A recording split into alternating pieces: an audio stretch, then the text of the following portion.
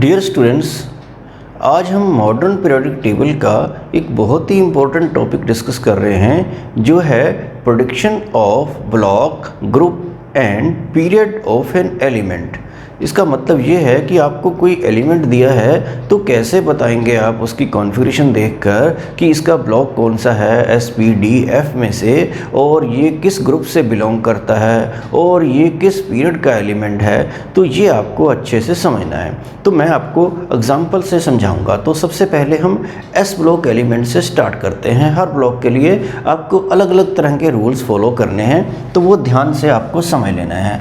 तो मैं S block वाले ही एग्जाम्पल आपके सामने ले रहा हूँ। तो आपको अभी कोई एलिमेंट दिया जाता है तो आप क्या करेंगे, उसकी कॉन्फ़िगरेशन बना के देखेंगे। सपोज़ आपको दिया गया है सोडियम, तो आपको पहले तो उसका एटॉमिक नंबर पता होना चाहिए। तो सोडियम की कॉन्फ़िगरेशन आप कहीं रफ में बना लेंगे। तो जैसे मैं यहाँ पर बना देता हूँ 1s2 2s2 2p6 3s1। तो देख लीजिए टोटल करके ये 11 हो गया है। तो इस तरह से कॉन्फ़िगरेशन बनाना एटलीस्ट आपको आना चाहिए। तो आपको सबसे पहले इसका क्या बताना है, ब्लॉक बताना है। तो उसके लिए क्या है कि लास्ट इलेक्ट्रॉन जिस ऑर्बिटल में आता है, तो ये लास्ट इलेक्ट्रॉन हमने s में डाला है, तो इट मीन्स कि इसका ब्लॉक s है। तो इस तरह से आप ब्लॉक बता सकते हैं। और आपको यहाँ पे s ब्लॉक जो है सबसे ईजी रहता है, क्योंकि s में या तो 1 इलेक्ट्रॉन होगा या 2 इलेक्ट्रॉन होंगे, इससे ज़्यादा तो नहीं हो सकते एस में। तो 1 इलेक्ट्रॉन हुआ तो ग्रुप 1 हो गया, अगर 2 इलेक्ट्रॉन हुए तो फिर 2 उसका ग्रुप नंबर हो जाएगा। और आपको पीरियड भी बताना होता है। तो यहाँ पर जो हाईएस्ट क्वांटम नंबर है, प्रिंसिपल क्वांटम नंबर, जो लास्ट शेल है जो सबसे बड़ी वैल्यू है वो 3 है। तो इसका मतलब पीरियोडिक टेबल में थर्ड पीरियड में सोडियम लाई करता है। तो यहाँ पर मैं लिख देता हूँ 3, ये यहाँ पे 1 लिखा था। तो इस तरह से अगर आपने पीरियोडिक टेबल देखा है एस ब्लॉक को अगर देखते हैं आप, तो ये ग्रुप फर्स्ट होता है, इस तरह से यहाँ पे ग्रुप सेकंड होता है। तो यहाँ हाइड्रोजन से स्टार्ट होता है। तो नीचे क्या है, lithium, sodium, potassium, rubidium, caesium वगैरह हैं। और यहाँ पे लिथियम के पास इधर क्या है, बेरिलियम, मैग्नीशियम, कैल्शियम, स्टोल्शियम वगैरह इस टाइप से हैं। तो ये पीरियड इस टाइप से होते हैं, हॉरिजॉन्टल 1 2 3। तो आप देख रहे हैं कि सोडियम जो है थर्ड पीरियड में है और फर्स्ट ग्रुप में है, और एस ब्लॉक में तो ये है ही। आपको मैं कोई और एग्जांपल दे देता हूँ। सपोज़ हम बेरिलियम ले लेते, या हाँ बेरिलियम ले लेते हैं। बेरिलियम का एटॉमिक नंबर कितना होता है 4। तो उसकी कॉन्फ़िगरेशन आप बना लीजिए 1s2 2s2 इस टाइप से। तो लास्ट इलेक्ट्रॉन s में आया तो ब्लॉक हुआ s। तो s में इलेक्ट्रॉन कितने हैं, 2 हैं। तो इसका मतलब ग्रुप नंबर इसका क्या है, 2 है। s में जितने इलेक्ट्रॉन होंगे, और हाईएस्ट क्वांटम नंबर तो यहाँ पे 2 ही है, तो इसका मतलब इसका पीरियड भी सेकंड है। तो यहाँ पे आप देख सकते हैं कि सेकंड पीरियड का ये एलिमेंट है और सेकंड ग्रुप है, और ब्लॉक तो s है ही। तो s ब्लॉक में इस तरह से बस लास्ट में या तो 1 इलेक्ट्रॉन होगा या 2 होंगे, उसी हिसाब से उसका ग्रुप हो जाता है। और पीरियड तो यहाँ से पता चल ही जाता है। तो इसमें मैं आपको एक एग्जांपल और दे देता हूँ। जैसे हम कैल्शियम का कर लेते हैं। तो कैल्शियम का आप बताइए कैसे बनेगा। इसका एटॉमिक नंबर 20 है, 1s2 2s2 2p6 3s2 3p6 4s2। तो यहाँ तक इसकी कॉन्फ़िगरेशन जा रही है। तो ये फोर्थ पीरियड में होना चाहिए। तो देखिए ये फोर्थ पीरियड में है, और ग्रुप तो इसका सेकंड है ही, और ब्लॉक s है। तो s ब्लॉक में बिल्कुल भी प्रॉब्लम नहीं है, आप आसानी से उसका ब्लॉक, ग्रुप और पीरियड देख सकते हैं। आगे हम समझते हैं पी ब्लॉक के केस में। तो पी ब्लॉक का अगर कोई आपको एलिमेंट दिया है और उसका ब्लॉक तो नेचुरली पी ही होगा, और ग्रुप और पीरियड कैसे आप प्रेडिक्ट करेंगे, तो मैं आपको इसका भी कोई एग्जांपल ले लेता हूँ। सपोज हम नाइट्रोजन ले लेते हैं। नाइट्रोजन का एटॉमिक नंबर कितना होता है, 7। तो आप सबसे पहले तो क्या करें, कॉन्फ़िगरेशन बनाएं। तो 1s2 2s2 2p3। तो ये देखिए 7 हो गए हैं। तो आपको कैसे पता चलेगा, देखिए लास्ट इलेक्ट्रॉन P में आया है तो ब्लॉक तो P हुआ, और आपको यहाँ पे ग्रुप नंबर के लिए P ब्लॉक में अगर एलिमेंट आता है, इलेक्ट्रॉन लास्ट में P में आता है, तो इट मीन्स कि अगर वो P ब्लॉक का मेंबर है तो आपको लास्ट शेल के इलेक्ट्रॉन देखने हैं। ये सेकंड शेल, ये पहला शेल है और ये दूसरा शेल है, तो ये लास्ट शेल के टोटल इलेक्ट्रॉन देखने हैं। तो टोटल इलेक्ट्रॉन कितने हैं, 5 हैं। और पी ब्लॉक के केस में आपको याद रखना है कि उसमें 10 भी ऐड करना है। आपको अगर पीरियोडिक टेबल में पी ब्लॉक की लोकेशन पता है कि वो डी के बाद आती है और डी में 10 एलिमेंट्स होते हैं तो 10 ग्रुप नंबर उसका आगे चला जाता है। तो इस तरह से पी ब्लॉक के केस में आपको ये 10 ऐड करना ज़रूर याद रखना है। तो इसमें ग्रुप नंबर हुआ 15 और पीरियड तो ये कौन सा हुआ, सेकंड। तो आप देखेंगे कि सेकंड पीरियड में नाइट्रोजन है और ग्रुप नंबर उसका 15 है और ब्लॉक पी है। तो इस तरह से आप समझ गए होंगे। आप कोई और एग्जांपल ले लीजिए ताकि और ज़्यादा क्लियर हो जाए। सपोज क्लोरीन की बात करते हैं। क्लोरीन एक एलिमेंट है जिसका एटॉमिक नंबर है 17। अगर आपको एटॉमिक नंबर लर्न नहीं है फिर आपके लिए काफ़ी प्रॉब्लम होने वाली है।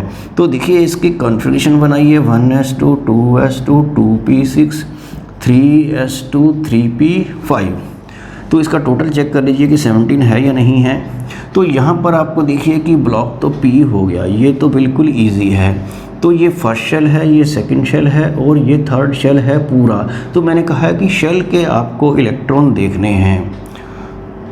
तो यहाँ पर आपको क्या करना है, इन दोनों का सम करना है। तो ये इसमें 2 थे, तो जब आपने सम किया तो ये कितने आए 7। और मैंने कहा था कि इसमें 10 भी ऐड करना है। तो 10 ऐड करके इसका ग्रुप नंबर हो जाता है 17। और पीरियड तो ये जो भी यहाँ पे हाईएस्ट नंबर है तो ये थर्ड पीरियड का मेंबर है क्लोरीन और इसका ग्रुप हो गया 17 और पी ब्लॉक तो ये है ही। तो पी ब्लॉक में आपको पता है कि ग्रुप 13 से लेकर 18 तक ही होते हैं। तो कहीं ऐसा ना हो कि आपका आंसर कुछ और आ जाए, वो 13 और 18 के बीच में ही आना चाहिए अगर ब्लॉक पी है तो इन सब चीज़ों का आपको ध्यान रखना है। आगे देखते हैं डी ब्लॉक एलिमेंट्स के केस में कि हम कैसे उसका ग्रुप या ब्लॉक और पीरियड फाइंड आउट कर सकते हैं। तो यहाँ पर मैं कोई एग्जांपल ले लेता हूँ। डी ब्लॉक का पहला एलिमेंट आपको याद ही होगा कि स्कैंडियम होता है जिसका एटॉमिक नंबर कितना होता है 21। तो आपको सबसे पहले क्या करना होता है, कॉन्फ़िगरेशन बनाकर देखनी होती है। तो बना लेते हैं 1s2 2s2 2p6 3s2 3p6 4s2 3d1। तो ये इस तरह से कॉन्फ़िगरेशन बनाना मैंने आपको बता ही रखा है पिछले चैप्टर में। तो इसमें आपको क्या करना है, ये क्योंकि डी में इलेक्ट्रॉन बाद में डाला है और ये आपको ध्यान में रखना चाहिए, चाहे वो डी उधर लिखा हो या इधर लिखा हो तो इसका ब्लॉक तो डी है ही। यहाँ से कहीं गलतफहमी आपको ना हो जाए कि अगर आपको कभी कभी लास्ट शेल की कॉन्फ़िगरेशन दी होती है ऐसे करके 3d1 4s2 तो कई बच्चे बिना सोचे समझे इसको एस ब्लॉक और सेकंड ग्रुप बता देते हैं और देखते भी नहीं कि उसके इधर कहीं डी तो नहीं है। तो ये बात आपको ख़ास तौर से ध्यान में रखनी है। तो अब आपकी बारी है इसमें ग्रुप नंबर पहचानने की। तो अगर एस के आसपास इधर डी है तो आपको वो इलेक्ट्रॉन भी काउंट करने हैं। तो इसको तो हम NS बोलते हैं और 3 को क्या बोलेंगे N-1D। लास्ट शेल और लास्ट से एक पहले शेल दोनों के इलेक्ट्रॉन्स का टोटल करना है। तो जस्ट टोटल करना है, इसमें कोई 10 वगैरह ऐड नहीं करने, वो तो पी ब्लॉक में करते थे। तो यहाँ पर कितना आया 3, तो इसका मतलब इसका ग्रुप नंबर हो गया 3। और पीरियड कौन सा हुआ, तो मैंने कहा था जो हाईएस्ट नंबर है वो लेना है। तो ये 4 है तो 4th पीरियड होगा। आपको ये भी पता है कि डी ब्लॉक स्टार्ट ही 4th पीरियड से होता है, 3rd पीरियड या 2nd पीरियड में तो डी वाले होते ही नहीं हैं। तो इस तरह से आप कैलकुलेट कर सकते हैं। तो मैं आपको एक और एग्जांपल देकर बता देता हूं। जैसे मान लीजिए हम आयरन को स्टडी करते हैं, आयरन का एटॉमिक नंबर कितना है 26। तो आपको फिर से उसकी भी कॉन्फ़िगरेशन बनानी पड़ेगी। तो वो कैसे बनेगी 1s2 2s2 2p6 3s2 3p6 4s2 3d6। तो 4s के बाद 3d आता है अबव प्रिंसिपल के अकॉर्डिंग। तो क्योंकि लास्ट में डाला है इलेक्ट्रॉन बाद में डी में तो डी ब्लॉक हुआ। और ग्रुप नंबर के लिए मैंने कहा था कि ये वाला और ये वाले दोनों को क्या करना है, ऐड करना है। तो ये यहाँ पे ग्रुप नंबर इसका कितना हो गया 8 हो गया। और पीरियड तो जो हाईएस्ट नंबर है वो है ही।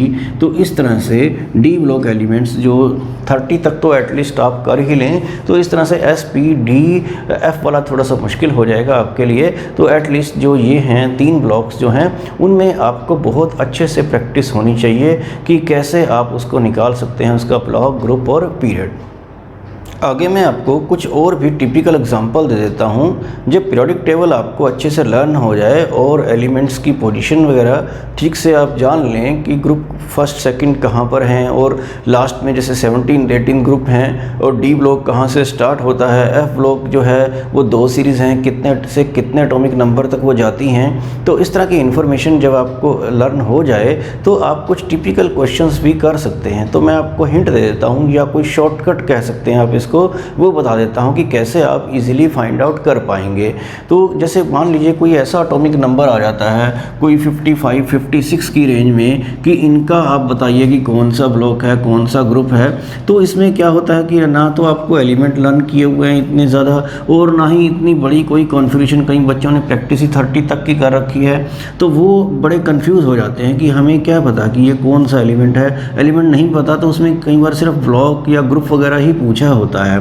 तो उसके लिए क्या करें, पीरियोडिक टेबल आप कम से कम फर्स्ट ग्रुप और लास्ट ग्रुप तो लर्न कर ही लें। फर्स्ट ग्रुप के जो मेंबर हैं ये आपने लर्न कर लिए होंगे, hydrogen, lithium, sodium, potassium, rubidium, caesium और फ्रेंशियम। और इनके एटॉमिक नंबर भी 1 3 11 19 37 55 और 87। तो ये आपको पता है कि ये 2 का डिफरेंस है और 8 8 ऐड करके और फिर उसके बाद जो है यहाँ पर 18 ऐड किया, फिर 18 ऐड किया तो 55 आ गया, फिर 32 ऐड करके क्या आ जाता है 87 आ जाता है। तो ये सीरीज़ तो आपको पता ही होनी चाहिए 1 3 11 19 37 55 और 87। तो इस तरह से जो लास्ट ग्रुप की बात करते हैं helium, neon, argon, krypton, xenon, radon, तो इसमें क्या है कि ये 2 10 और ये 18 और 36 में फिर 18 ऐड किया 54, फिर आगे 32 ऐड किया तो कितना आता है 86। तो अगर कोई इनके आसपास 54 86 85 के आसपास कोई नंबर दिया जाता है आपको, जैसे सपोज 55 दिया है तो 55 आपको क्लिक कर जाना चाहिए कि ये फर्स्ट ग्रुप में ही है।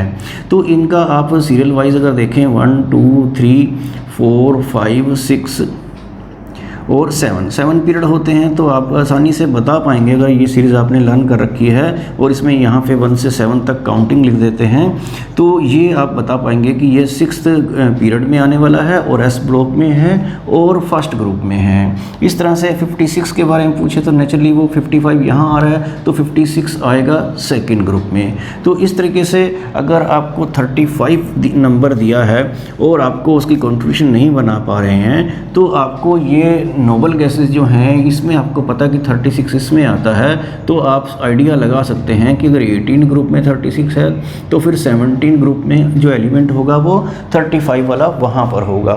एक और क्वेश्चन मैंने देखा था किसी बुक में, उसमें ये पूछा गया था कि 58 एटॉमिक नंबर जो एलिमेंट है that belongs to which block, और उसमें 4 ऑप्शन थे SP, D, F। तो कॉन्फ़िगरेशन बनाने लगेंगे तो बहुत देर हो जाएगी आपको। हालांकि सही तरीका तो कॉन्फ़िगरेशन बनाने वाला ही है जो मैंने आपको पहले बता दिया है, लेकिन कभी कभी शॉर्टकट आप लगा सकते हैं। तो अगर आपको याद हो कि जो 4F सीरीज़ है वो 58 से 71 तक जाती है और 5F जो सीरीज़ है वो 90 से 103 तक। तो अगर आपको पहले से ही लर्न कर रखा है कि 58 से स्टार्ट होता है 4F सीरीज़ तो इसका मतलब ये हुआ कि 58 एटॉमिक नंबर वाला जो एलिमेंट है that belongs to F block, तो पर्टिकुलरली वो 4F सीरीज़ का है। तो इस तरह से कुछ एलिमेंट्स जो हैं स्पेशल होते हैं जिनके बारे में अक्सर पूछा जाता है। ऐसा ही एक और एलिमेंट है यूरेनियम। यूरेनियम जो होता है एक रेडियो एक्टिव एलिमेंट होता है, उसका एटॉमिक नंबर होता है 92। तो यहाँ पर 90 है, 91, यहाँ पर 92 जो है 5F ब्लॉक में 5F सीरीज़ में ये आता है यूरेनियम। इस तरह से एक और रेडियो एक्टिव एलिमेंट होता है रेडियम। तो रेडियम का नाम सुन के कि रेडियो एक्टिव एलिमेंट है तो कई बच्चे इसको F ब्लॉक का बता देते हैं क्योंकि F ब्लॉक में ही 5F में ज़्यादातर रेडियो एक्टिव एलिमेंट्स होते हैं। तो ये जो रेडियम है ये यहाँ पर होता है। देखिए मैं सेकंड ग्रुप के एलिमेंट लिख रहा हूँ यहाँ पर, beryllium, magnesium, calcium, strontium, barium और रेडियम। तो याद रखना है आपको कि रेडियम जो है that belongs to S block. इसी तरह से एक और क्वेश्चन आता है एस्टेटिन के बारे में।